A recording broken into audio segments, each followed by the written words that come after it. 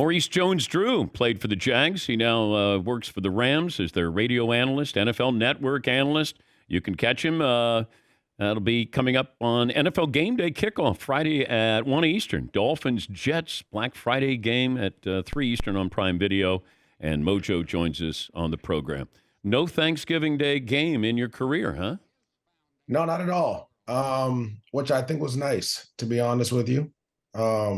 I like to spend that time with my family because, during the football season, you rarely get to see them anyway. So it's kind of how it is now as well with working with the Rams and doing the network.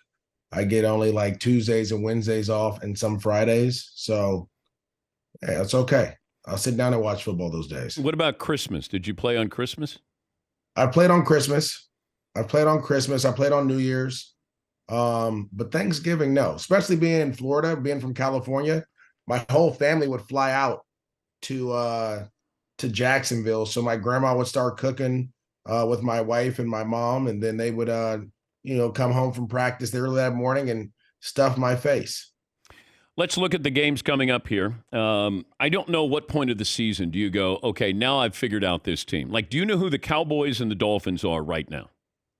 I do. I think they're really good teams that beat up on really bad teams. But when they play good teams, they don't necessarily show up all the way. Dallas a little bit more than Miami, which means they'll make the playoffs and they may make the divisional round. But I think once they play the top four teams, or if there are the fourth team in the AFC and the NFC, they'll play the third seed or the however it pans out. I don't think they'll win. Okay, is there a team that is good but you're not quite sure, like you have a question mark about them? I think you can look at the Chiefs from Monday night. I think the Chiefs they dominated that game for 3.5 quarters, and then something happened, right? And is it the drops offensively? Was it defense just was on the field too long? But to me, the Chiefs are a really good team. It just so happens that they lead the league. They lead the league in drops, right, with 26. Which isn't a good stat to have if you expect to win the Super Bowl. Yeah, but I'm wondering, it still feels like the one given in the NFL is Patrick Mahomes.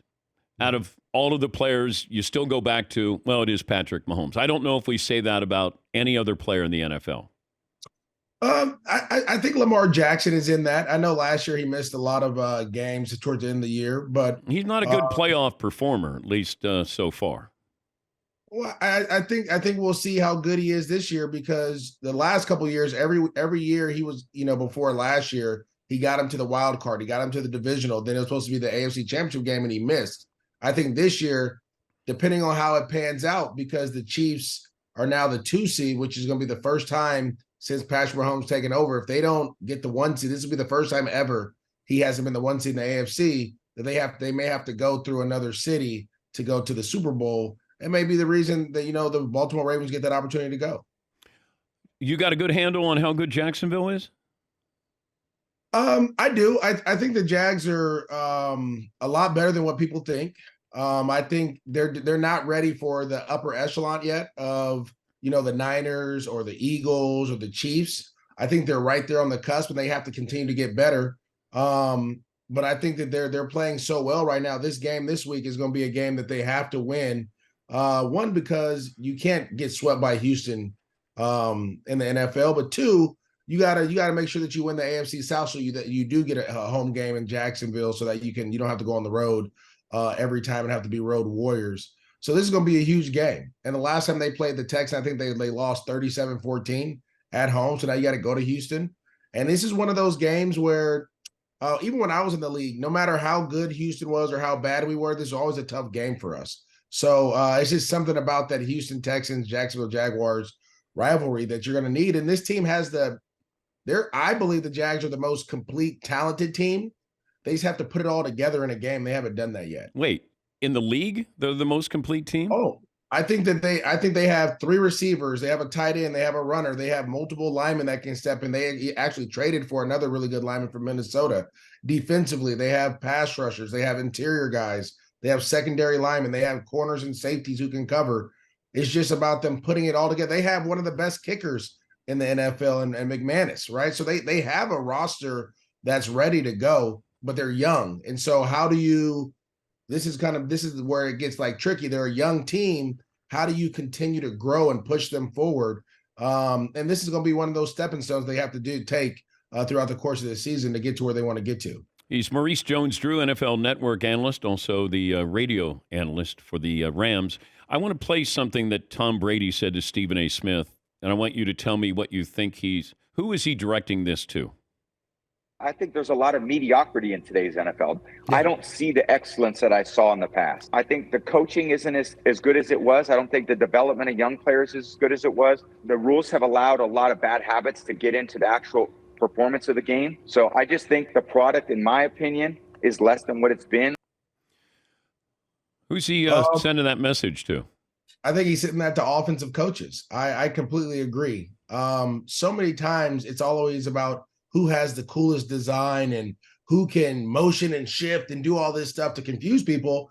But the NFL is about getting the tough yard, right? There's certain situations in the thing, and we used to talk about it in Jacksonville is, can you get a yard if you need to get 1 yard, right? Can you just line up and go forward? What is the team that we've always seen the last couple of years line up and get a yard?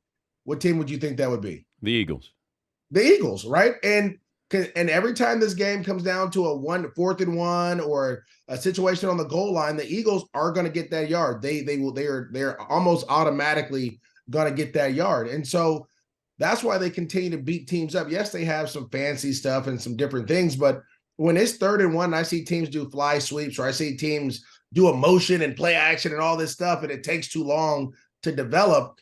It's just like, all you need is a yard. You telling me that you can't get your lineman to fire off the ball, a running back to run through a guy for 3 feet?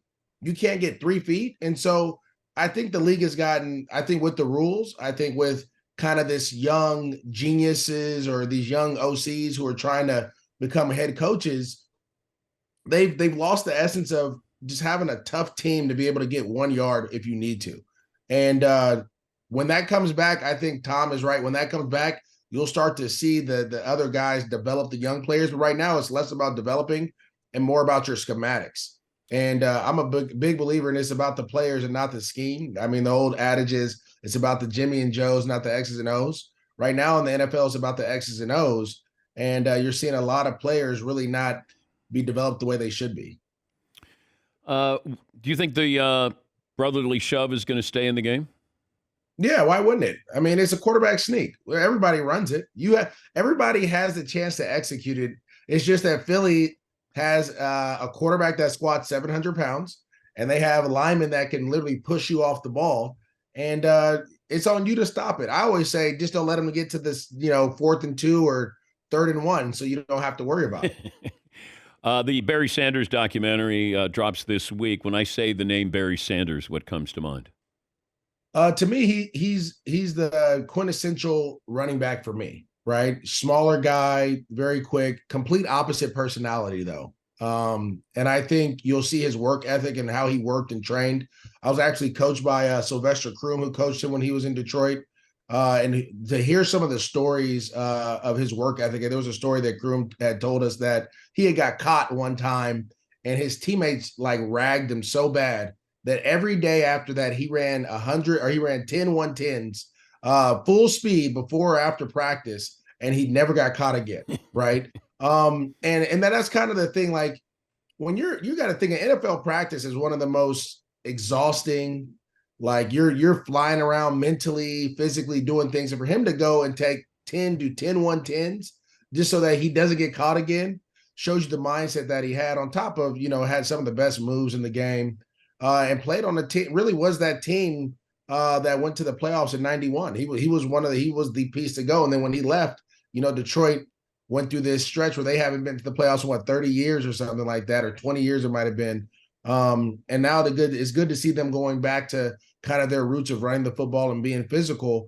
But Barry Sanders really, for me, gave me the hope that I could play in the NFL, even though he wasn't 6'3", 200 pounds or whatever they want the running backs to be nowadays.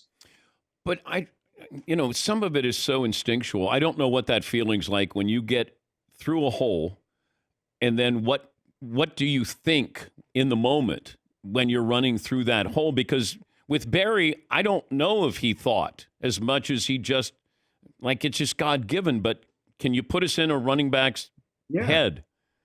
Yeah, so you got to think you rep these plays. You try to rep them as much as you can physically, but it's more mentally watching tape and studying guys and seeing what you do. Once you go through the hole, you're not thinking anything, right? You're going through the hole, and your body is reacting to what you saw and what you've practiced throughout the week. So with Barry, I mean, there was a play where he spun the guy from New England around. Yeah. Right? That's all reactionary. I'm going to make a cut this way. The guy turns his back. I'm going to cut back because now I know I have the speed and the ability to outrun him to the end zone. It's again, I coach youth football and I coach high school football, and I always tell our kids that you do all the thinking throughout the week so that you can just react and play fast on game day.